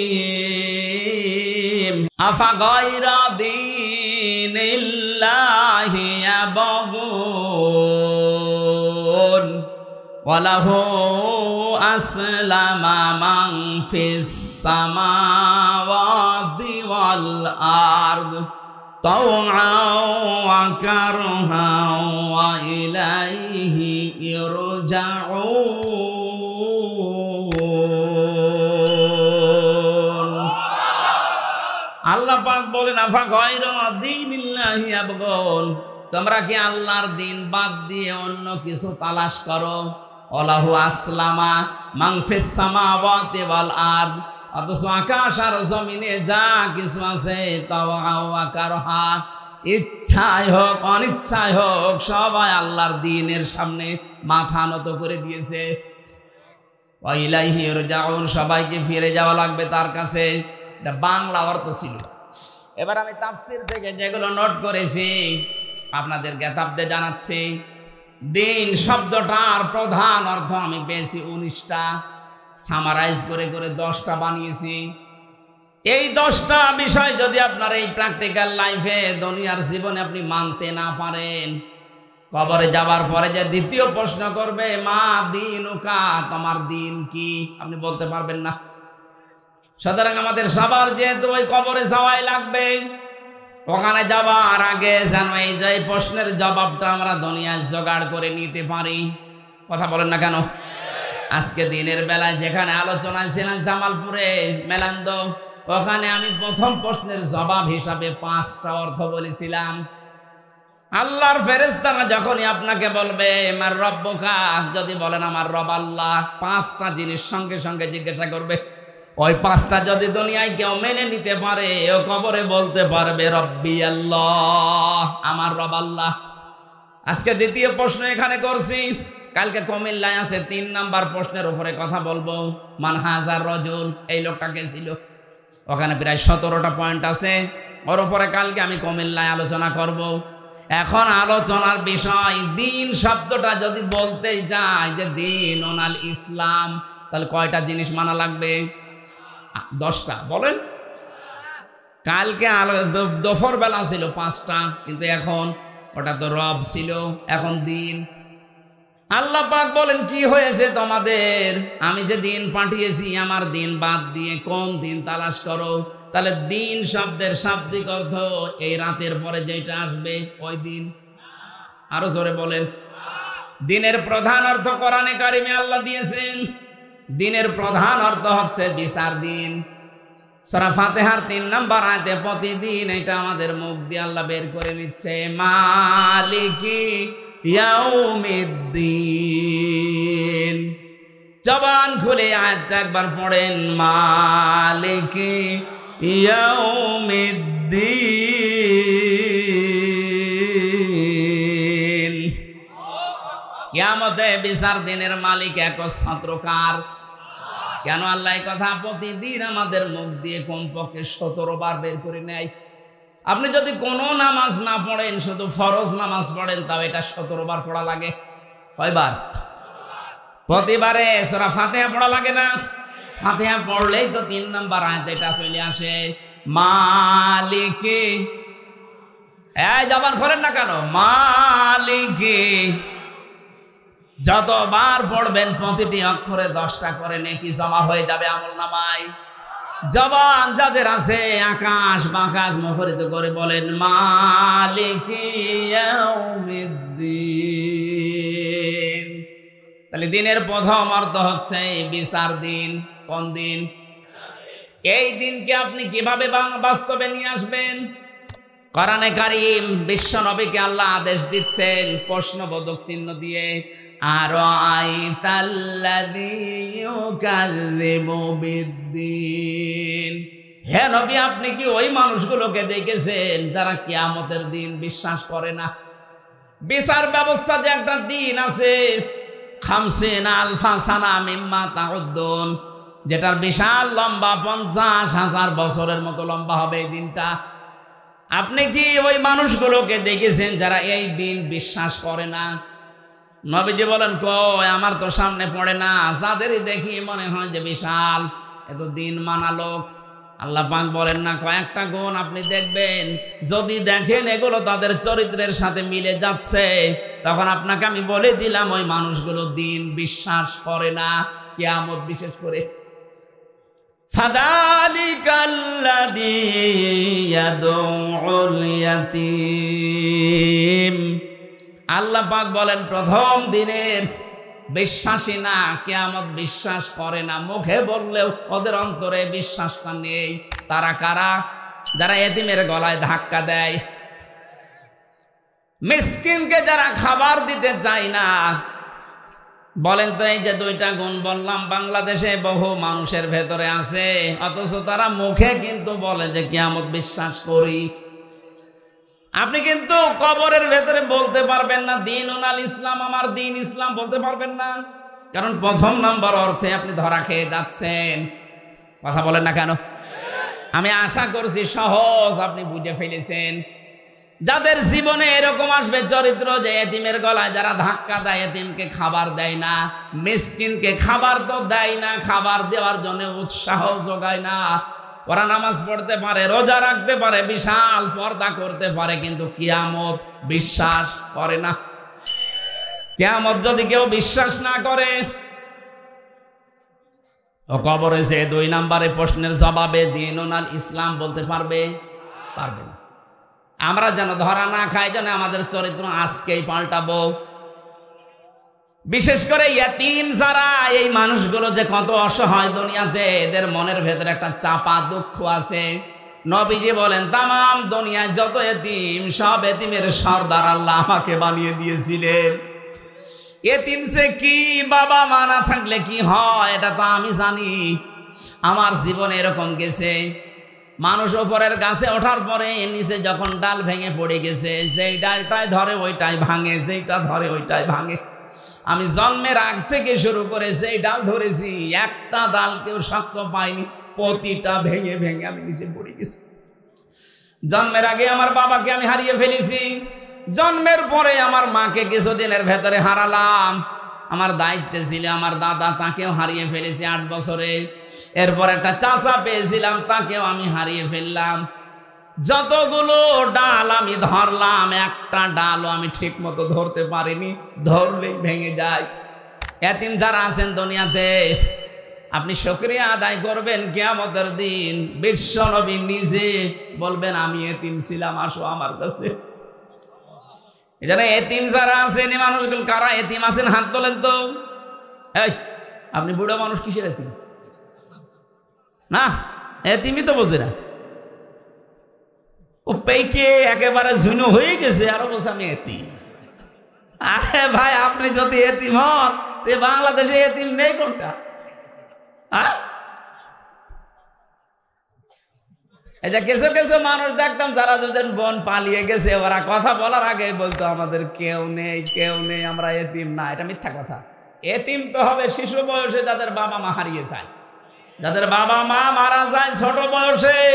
ছোট বলতে এখানে 1 থেকে সর্বোচ্চ 15 বছর হতে পারে। এই 15 বছরের আগে যাদের বাবা মা মারা গেছে, এদেরকে আপনি এতিম হিসাবে গণ্য করতে পারেন। আপনার বয়স যখন 70 বছর, আপনি কিসের এতিম? আপনি এতিম, এমনি বুড়ো এতিম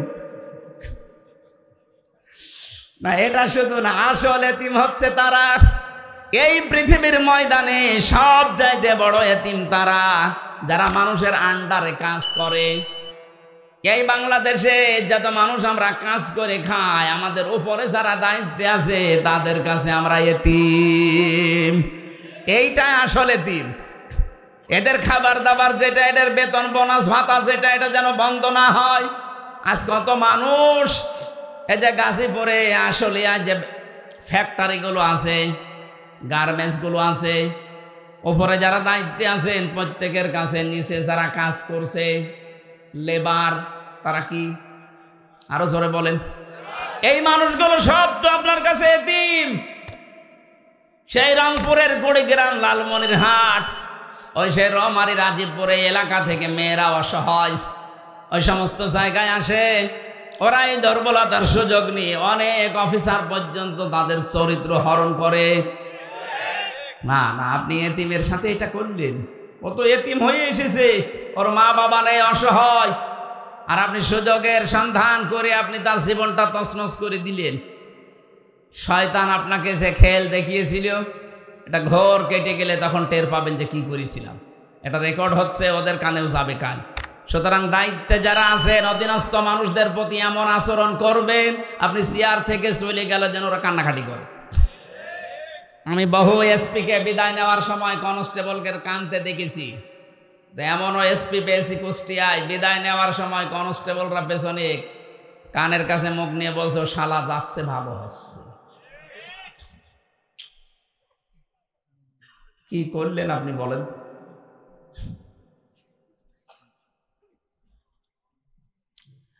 আমার ভাইরা, কিয়ামতের দিনের প্রথম অর্থ আল্লাহ কেন দিয়েছেন? কারণ কিয়ামতের এই দিনটা নিয়ে বাংলাদেশে অনেকেই ব্যবসা করে খাচ্ছে। কত মানুষকে ধোঁকা দিয়ে বোকা বানিয়ে বলছে তোর কোনো চিন্তা নেই, কিয়ামতে এই বাবা আছে, অথচ কিয়ামতে একচ্ছত্র মালিকানা কার? ওই বাবা কি হবে বাবা জানে। এই জন্য কারো উপরে ভরসা করবেন না। আল্লাহ পাক বলেন, ওয়ালা ইয়াসালু হামিমুন হামিমা ইউবাসসিরুনাহুম ইয়াওয়াদ্দুল মুজরিমু লাউ ইয়াফতাদি মিন আযাবি ইয়াউমিদিন বিবানি ওয়া সাহিবাতিহি ওয়া আখি ওয়া ফাসিলাতিহি আল্লাতী তুবি ওয়া মান ফিল আরদি জামিআ সুম্মা ইউজি। এখানে যাদের যাদের নাম আছে আপনি আশ্চর্য হয়ে যাবেন। বন্ধুকে চিনবে না, নিজের সন্তান পর্যন্ত বন্ধক রাখবে, বলবে আল্লাহ মুক্তিপণ দিলাম, এটা নিয়ে আমার বাঁচান। নিজের স্ত্রীকে দিয়ে দেবে, নিজের ভাইকে দিয়ে দেবে, নিজের আত্মীয় স্বজনের ভেতরে যারা সবচাইতে বেশি প্রয়োজন ছিল, যাদের কাছে সে আশ্রয় পেত, তাদের জ্ঞাতি গোষ্ঠীকে বলবে আল্লাহ এইটাও দিয়ে দিলাম। অমাং ফিল আরদি জামিয়া, দুনিয়ায় আমি যা কিছুর মালিক ছিলাম সব দিলাম। সম্মায়ুঞ্চি, এরপরও এই কিয়ামতের আযাব থেকে আমাকে বাঁচাও। বাংলার মুসলমানেরা যাদের নাম বললাম, বলেন তো এদেরকে যদি মানুষ দিয়ে দিতে চায়, কিয়ামতের দিন আপনি ওই বাবার উপরে ভরসা করে আছেন। এত বড় মানুষের যেখানে খোঁজ খবর হচ্ছে না, কোল কিনারা পায় না, সেখানে বাবা আমার তো যতটুকু কোরআন আয়াত পড়ে বিশ্বাস হয়, বহু বাবা কিয়ামতে বলবে আল্লাহ আমি পীরই ছিলাম না। কিসের মুরিদের দাবি করেন? তো পীরই ছিলাম না। যেখানে আপনার বাবা, আপনার মা, আপনার ভাই, আপনার স্ত্রী, আপনার সন্তান এ কথা বলতে পারে, তাহলে সেখানে পীর সাহেব কথা বলবে এক আর দুই? কথা বলেন না কেন? এই জন্য দিন যারা বিশ্বাস করেন, কারো উপরে বিশ্বাস করবেন না, ভরসা করবেন না। দিনের প্রথম অর্থ এই জন্য কিয়ামতের দিন, এটার একচ্ছত্র মালিকানা আল্লাহর। 2 নম্বরে দিনের অর্থ বেশি আনুগত্য, যেটা সূরা আলে ইমরান 83 নম্বর আয়াতে আছে। 3 নম্বরে দিন মানে জীবন ব্যবস্থা। আল ইয়াউমা আকমালতু লাকুম দীনাকুম ওয়া আতমামতু আলাইকুম নি'মাতি ওয়া রাদিতু লাকুমুল ইসলাম দীনা। জোরে বলেন সুবহানাল্লাহ। সূরা মায়েদার 3 নম্বর আয়াতে আল্লাহ এই তথ্যটা দিয়েছেন। এই কারণে পৃথিবীতে আজকের এই দিনে আমি দিন আমার ইসলাম পরিপূর্ণ করে দিলাম। কিয়ামত পর্যন্ত ইসলামের ভেতরে নতুন করে কিছু দেওয়া লাগবে না। আর ইসলাম থেকে কিয়ামতের আগে কিছু বাদও দেওয়া যাবে না। আজ যারা ইসলামের ভেতরে নতুন নতুন নিয়ম নীতি প্রবেশ করিয়েছেন, দরবারের নামে, জিকিরের নামে, ইবাদতের নামে, এক কথা বলছেন এখন, এগুলো দিন নয়। আল্লাহর নবী বলেছেন যে মানুষগুলো ইসলামে নতুন কিছু প্রবেশ করাবে, ওটা যদি আমি রাসূল কর্তৃক সাপোর্ট করা না হয়, ওটা পরিত্যাজ্য, ফাহুয়া রদ্দুন। অথচ আজ বাংলাদেশে এই ভেজালটাই বেশি। আসল ইসলাম নেই, সব বানানো ইসলাম। বিশ্বের মুসলিম দেশগুলোর দিকে তাকান তো, কোনো জায়গায় আপনি পীর এই শব্দটা পাবেন কিনা? শুধু এটা বাংলাদেশ আর ভারত আর পাকিস্তানে পাওয়া যায়। কথা বলে না কেন? ইসলাম যেখান থেকে এসেছে ওই দেশে পীর শব্দটা আমি পাইনি। যে মদিনা থেকে ইসলাম এসেছে ওখানে যান তো, কোনো পীরের অস্তিত্ব পান কিনা? কথা বলে না কেন? আপনি পীরের কাছে যেতে আমি নিষেধ করছি না, কিন্তু উস্তাদ হিসাবে যাবেন, শিক্ষা নেওয়ার জন্য, যেটা জানেন না ইসলামের শেখার জন্য, তাছাড়া অন্য কোনো উদ্দেশ্য যাওয়া জায়েজ নেই। এমন জায়গায় যাওয়া যাবে না যে নিজেই জানে না। এই যে নজিবুল মশর মাইজ ভান্ডারী নামে এক শয়তান পীরের নাম নিয়ে চলতো, কথা বলেন, এই শয়তান এবং চাঁদপুরের একজন, সেও একটা পীরের নাম নিয়ে চলতো। এরা দুইজন মিলে কোরআনের পাখি সাইদি সাহেবের নামে ধর্ষণ মামলা দিয়েছিল। এত কিছুর বিচার হচ্ছে, দেশে জনতা দেখছে এই দুই শয়তান কোথায় আছে, এদেরকে খুঁজে বের করা হোক। মিথ্যা মামলা দিয়ে যারা মানুষের জীবন শেষ করে দেয় তাদেরকেও এখন এই শাস্তির আওতায় আনতে চায়। কোরআনের পাখি এতদিন বেঁচে থাকলেন, আমার তো মনে হয় এখন এই ময়দানে তিনি আসতেন। যদিও কথা ওইভাবে বলতে পারতেন না, কিন্তু কোরআনে কারিমের একটা কথা হলো আমাদেরকে শোনাতেন। আমি জীবিত থাকতে একদিন মাত্র দেখতে পেয়েছিলাম, একদিন 10 মিনিটের জন্য আমার কাছে ছিল। তার যে কথাবার্তারা এখনো পর্যন্ত, যে ইমানের যে শক্তি। আপনি ধর্ষণ মামলা দিলেন, নিজে নিজেই পরবর্তীতে এই নজিবুল বশর মাঝ ভান্ডারী বলতো আমি যা করেছি বিএনপি জামাত আমারে ছাড়বে না, তাহলে নিজে নিজে স্বীকার করছে। ওর জন্য আর কিছু লাগবে না, ধরে জনতার সামনে ছেড়ে দেন, ওরে নিয়ে শিক্ষা হোক। বাংলাদেশে কোনো আলেমের বিরুদ্ধে মিথ্যা যেন কেউ তহমত দিতে না পারে। এই কালা মানিক, শামসুদ্দিন চৌধুরী মানিক, ওনাকে বিচারপতি, ওই রকম মানুষ বিচারপতি হলে বিচার ব্যবস্থা ধ্বংস হয়ে যাবে। ওই শয়তান আলেমদের টার্গেট করে করে লিস্ট করেছিল 116 জন, আমিও ছিলাম। আল্লাহ পাক উল্টিয়ে ওর লিস্ট করেছে, ওরে কলার পাতা শুয়েছে, ওর বিসি উড়ে গেছে, সংসার করার কাজ শেষ। গত পরশুদিন দেখলাম আদালতে এসেছে, ও শয়তানের চেহারার দিকে তাকালে মনে হচ্ছে একটা শয়তান। আলেমদের বর্দ আছে, কত গ্যারান্টি কাজে লাগে এটা তার নিজে প্রমাণ। এই কালামানিক, কথা বলেন না কেন? সাইদি সাহেব বলেছিল আমাকে যারা এভাবে অপমান করতে পারে আল্লাহ তুমি একটাকেও ছাড়বা না। যারা যারা কাজ করেছে ডাইরেক্ট ইনডাইরেক্ট প্রত্যেককে আল্লাহ অপমান করেছে। এখনো যারা অপমান হয়নি আমরা চাই জাতির সামনে তাদেরকেও ন্যাংটা করা হোক। ইসলাম পরিপূর্ণ জীবন ব্যবস্থা, কিয়ামত পর্যন্ত কিছু দিতে পারবেন না, কিছু বের করে বাদও দিতে পারবেন না। এইটার নাম দিন। এটার নাম কি? এই দিনটা যদি কেউ না মানেন তাহলে আপনি মার রব্বকা ওমান নাবিয়্যুকা 2 নম্বর বলতে পারবেন না, 3 নাম্বার 4 নাম্বারটাই আসল। এটা সূরা মুমিনের 26 নম্বর আয়াতে আছে, রাষ্ট্রীয় বিধান। এটা আজ আমরা অনেকেই রাজনীতি মনে করে এড়িয়ে যাই। ফেরাউন বুঝেছিল, আকালা ফিরাউন যারুনি আকতুল মূসা ওয়াল আদউ রাব্বা। আল্লাহ পাক বলেন ফেরাউন ওই সময় বলেছিল আমাকে ছেড়ে দাও, আমি মূসাকে হত্যা করব, সে তার রবকে ডাকো, কারণ আমি দেখতে পাচ্ছি সে আমার রাষ্ট্রের নিয়ম নীতি। এখানে দিন শব্দ আছে, দিন মানে ফেরাউন বোঝাতে চেয়েছিল রাষ্ট্রের নিয়ম নীতি আইন কানুন। আমার মনে হচ্ছে মূসা পাল্টিয়ে ফেলবে। তাহলে দিন মানে শুধু ধর্ম না, দিন মানে শুধু কিয়ামতের দিন না, দিন মানে শুধু আনুগত্য না, দিন মানে রাষ্ট্রীয় বিধান। তাহলে এই দেশে যদি কেউ দিন মেনে চলতে চায়, দিনকে রাষ্ট্রীয় বিধান হিসাবে দেখার দরকার নেই। এটাই তো আমরা দেখাতে চাই। আপনার চাইতে কোরআন আমি বুঝেছি, এই জন্যই তো দিন মানে রাষ্ট্রীয় বিধান নিয়ে যেতে চাই। এটা যারা মানতে চান না। 5 নম্বরটায় পেয়েছিলাম দিন শব্দের অর্থ হচ্ছে স্থায়ী শান্তি। দিন মানে শুধু শান্তির শব্দ আল্লাহ দেয়নি, স্থায়ী শান্তি। কোরআনে কারিমে সূরা সূরার 13 নম্বর আয়াতে আল্লাহ এই তথ্যটা দিয়েছেন, শারআ লাকুম মিনাদ-দীনি মা ওয়াসসা বিহি নূহা ওয়াল্লাযী আওহাইনা ইলাইকা ওয়া মা ওয়াসাইনা বিহি ইব্রাহিমা ওয়া মূসা ওয়া ঈসা আন আকিমুদ্দীন ওয়া লা তাতাফাররাকু ফীহি। আয়াতের ভেতরে যতগুলো তথ্য আছে সব চাইতে গুরুত্বপূর্ণ এই শেষের শব্দটা, একটু ভালো করে শোনেন। আল্লাহ বলেন, আমি নির্ধারিত করে দিলাম, শারআ লাকুম, তোমাদের সবার জন্য আমি ফায়সালা করে দিলাম, সিদ্ধান্ত নিয়ে নিলাম, লিখে দিলাম, সই করে দিলাম, স্বাক্ষর করলাম। কি সেটা? তোমাদের জন্য আমি দিনকে লিখে দিয়েছি। কোন দিন?